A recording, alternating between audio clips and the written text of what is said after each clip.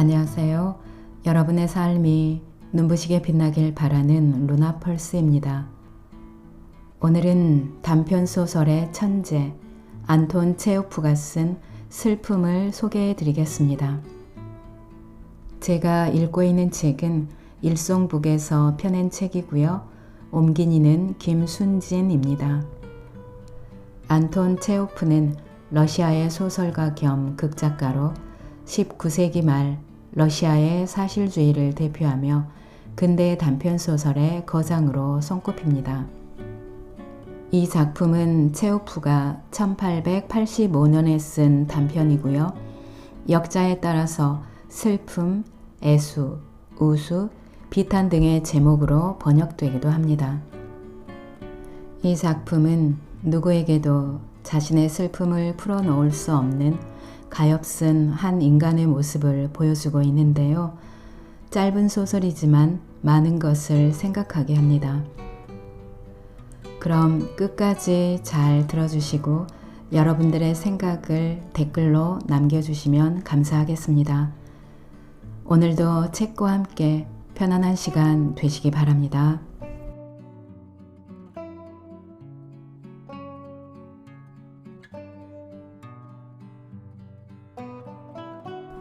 누구에게 이 슬픔을 이야기할 수 있을까? 어스름한 저녁, 습기를 머금은 커다란 눈송이가 이제 막 불을 밝힌 가로등 주위를 느리게 날아다닌다. 지붕 위에도, 말 등 위에도, 어깨 위에도, 모자 위에도 부드러운 눈이 얇게 쌓인다. 마부 이오나 포타포프는 유령처럼 온통 하얗다. 그는 잔뜩 웅크린 채 마부대에 앉아 꼼짝도 하지 않는다. 눈 더미가 쏟아진다 해도 눈을 털어낼 생각도 없어 보인다.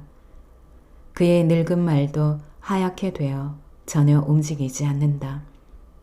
막대기처럼 꼿꼿한 다리로 전혀 움직이지 않는 그 딱딱한 모습 때문에 말은 마치 설탕을 녹여 만든 말 모양 과자처럼 보인다. 말은 마치 깊은 사색에라도 잠겨있는 듯하다. 멍에가 벗겨지고 익숙한 회색의 풍경에서 떨어져 나와 괴물 같은 불빛과 멈출 줄 모르는 소음과 뛰어다니는 사람들로 가득한 이 소용돌이 속에 던져졌으니 어떻게 생각에 잠기지 않을 수 있겠는가. 이오나와 그의 늙은 말은 이미 오래전부터 그 자리에 그대로 서서 움직이지 않고 있었다. 점심 전에 숙소에서 나왔지만 아직 손님을 한 명도 태우지 못했다. 그런데 도시에는 벌써 저녁의 어둠이 내리고 있다. 창백한 가로등 불빛이 점차 밝아지고 거리는 더욱 소란스러워진다. 이복의 마부 비보르그스카야 거리로 가세. 그때 누군가 이오나를 부른다. 이복의 마부. 이오나가 몸을 떨며 눈이 달라붙은 속눈썹 사이로 모자가 달린 외투를 입은 군인을 본다. 비보르그스카야 거리로 가자고. 군인이 마차에 오르면서 다시 말한다. 졸고 있는 거야? 비보르그스카야 거리로 가자니까. 알겠다는 표시로 이오나가 말 고삐를 잡아당긴다. 그러자 쌓여있던 눈이 말 등과 그의 어깨 위에서 쏟아져 내린다. 그는 입맛을 다시고 백조같이 목을 쭉 빼고 몸을 고추 세운 다음 채찍을 휘두른다. 말도 마찬가지로 목을 빼고 막대기처럼 꼿꼿한 다리를 굽히며 내키지 않는다는 듯 앞으로 천천히 움직이기 시작한다. 어디로 가는 거야? 망할 자식. 마차가 출발하자마자 이리저리 움직이는 사람들의 검은 무리 속에서 터져나온 고함이 들린다. 네 마음대로 가겠다는 거야? 오른쪽으로 틀란 말이야. 대체 말은 제대로 뭘 줄이나 아는 거야? 오른쪽으로 틀라니까 오른쪽으로. 군인도 화를 낸다. 다른 사륜마차의 마부도 욕설을 퍼붓는다. 뛰면서 길을 건너다가 말의 콧등에 어깨가 부딪힌 행인도 소매에서 눈을 털어내며 이오나를 매섭게 노려본다. 이오나는 바늘방석에 앉은 것처럼 마부대에서 우물쭈물하면서 두 팔꿈치를 양옆에 바짝 붙이고 정신이 나간 사람처럼 두리번거린다. 여기가 어디고 또 자신이 여기에 왜 있는지 모르는 사람 같다. 비열한 놈들. 군인이 코웃음 친다. 저 사람들 자네하고 부딪히거나 아니면 말 밑으로 깔려 들어갈 생각이었던 거야.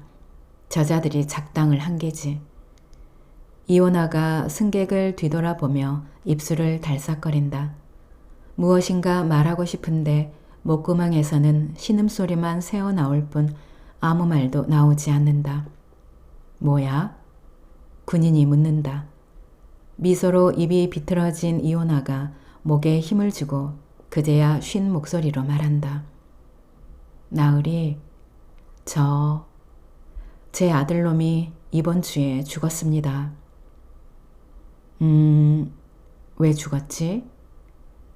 군인의 물음에 이오나는 승객적으로 아예 몸을 돌리고 말한다. 그걸 어찌 알겠습니까?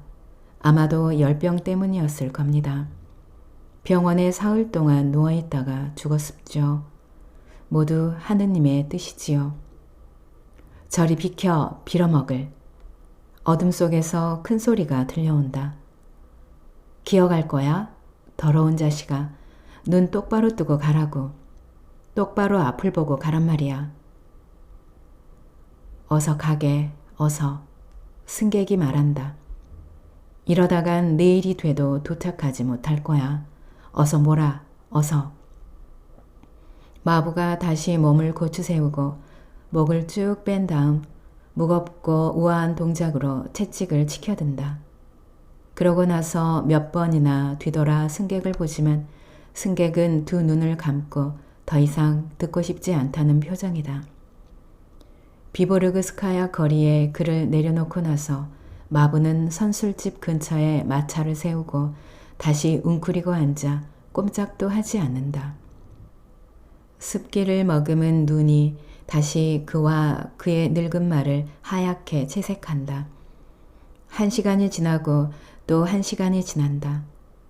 인도에는 욕설을 내뱉으며 구둣발 소리를 시끄럽게 내는 3명의 젊은이들이 지나간다.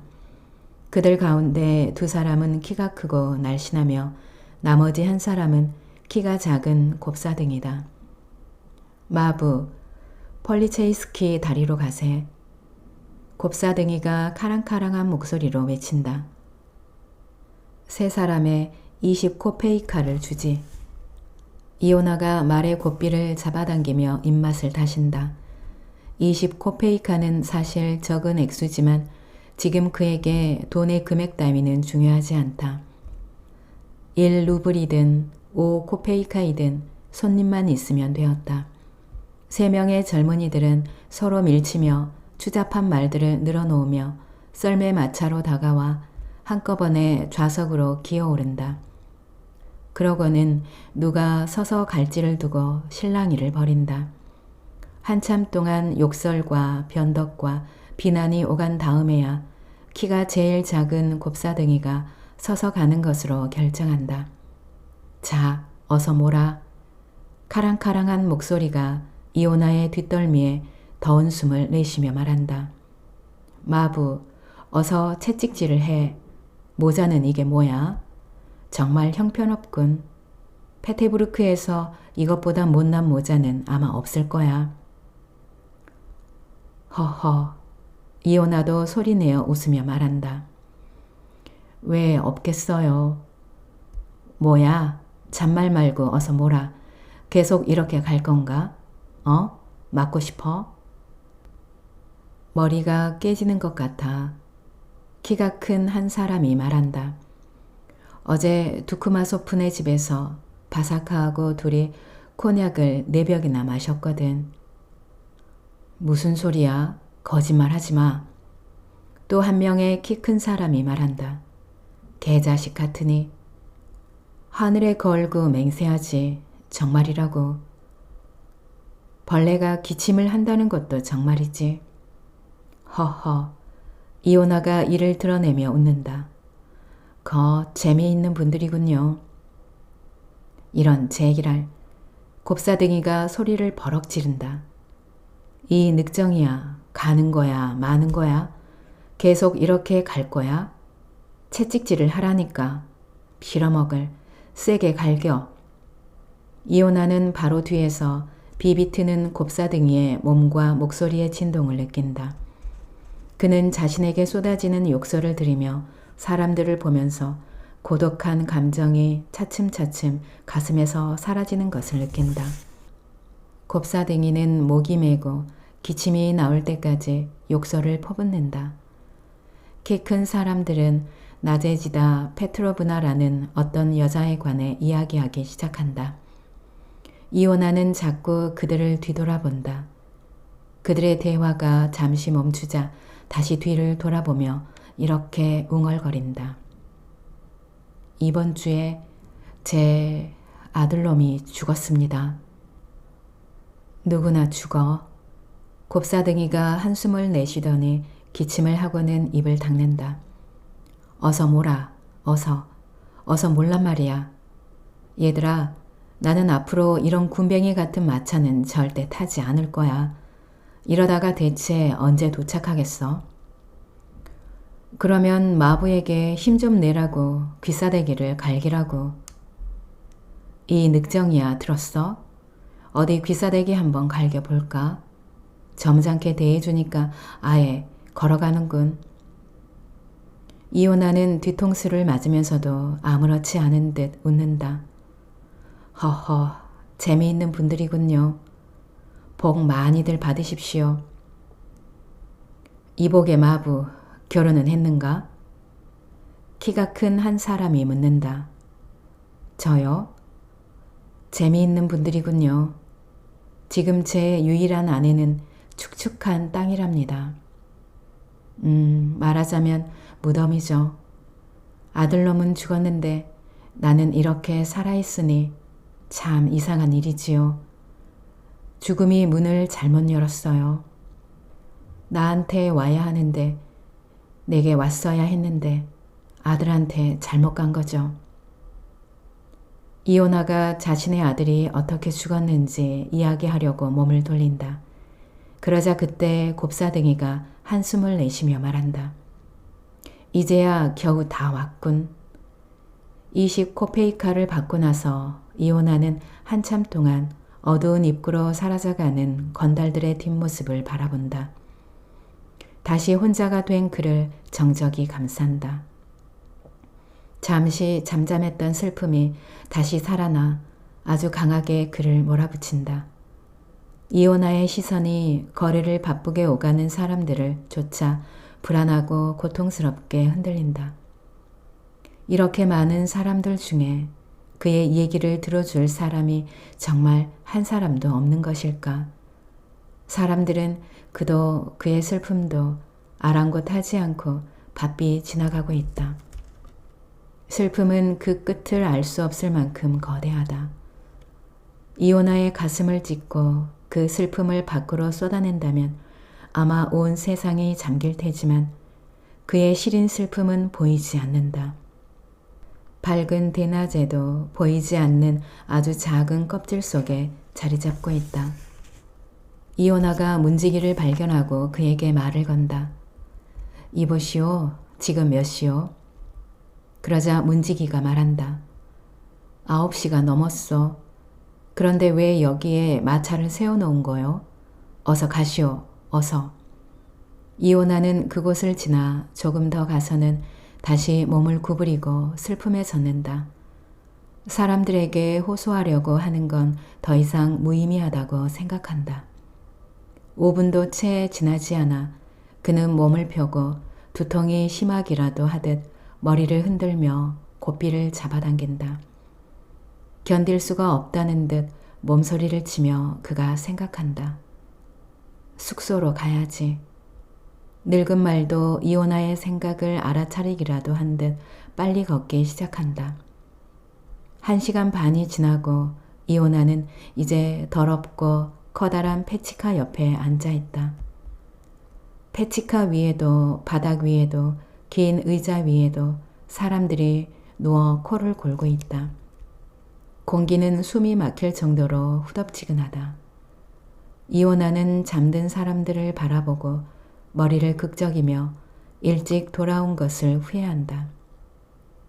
귀리값도 못 벌었어. 그가 생각한다. 그래서 이렇게 슬픈 거야. 자기가 해야 할 일을 잘 알고 나와 말을 배부리게 해주던 사람은 이제 편안한데. 한쪽 구석에 있던 젊은 마부가 일어나 잠이 덜 깬 채 툴툴거리며 물통 쪽으로 손을 뻗는다.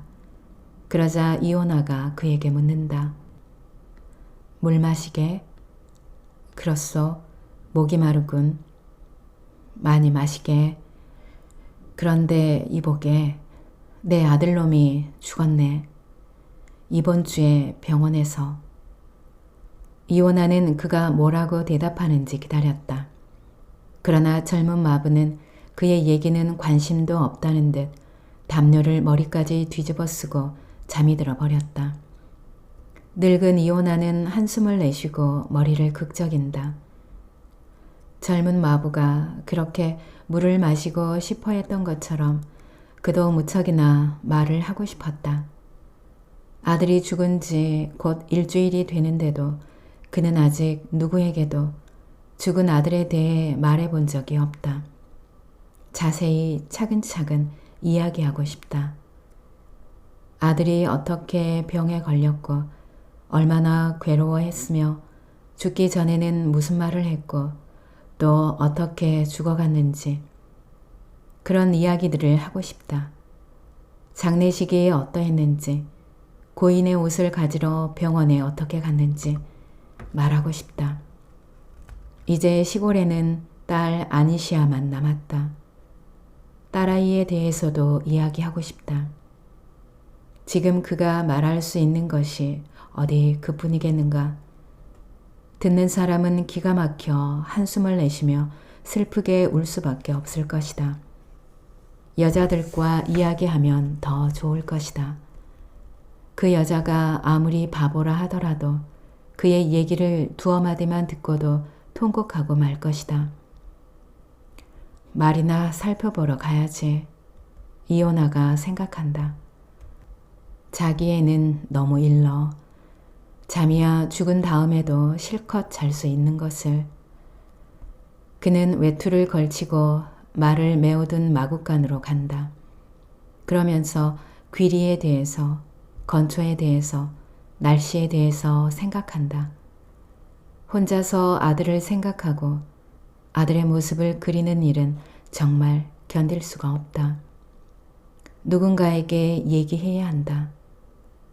혼자 있으면 아들 생각만 난다. 건초 먹니? 이오나가 반짝이는 말의 눈을 쳐다보며 묻는다. 그래, 어서 먹어라. 많이 먹어라. 귀리값을 못 벌었으니 건초라도 먹어야지. 그래, 마차를 몰기에 난 너무 늙었어. 내가 아니라 아들놈이 몰아야 하는데 말이야. 훌륭한 마부였는데 살아있다면 말이야. 이오나가 잠시 침묵하다가 이어서 말한다. 그래, 너는 알지? 내 아들 코지마 이오니치 말이야. 그런데 그 애가 이젠 이 세상에 없단다.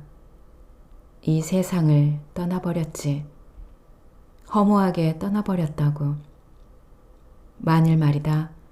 만일 너에게 새끼가, 네가 낳은 새끼가 있는데, 그런데 말이다. 그런데 갑자기 죽어버렸다면, 갑자기 말이야. 얼마나 괴롭겠니? 늙은 말이 건초를 먹으며 이야기를 들으며 주인의 손에 입김을 내뿜는다. 이오나는 말에게 아주 열심히 하고 싶어 했던 모든 것을 이야기한다.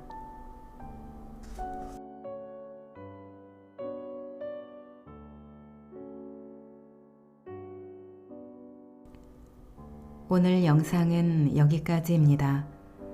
여러분의 구독과 좋아요, 알림 설정은 저에게 큰 힘이 되는 거 아시죠? 오늘도 끝까지 들어주셔서 감사합니다.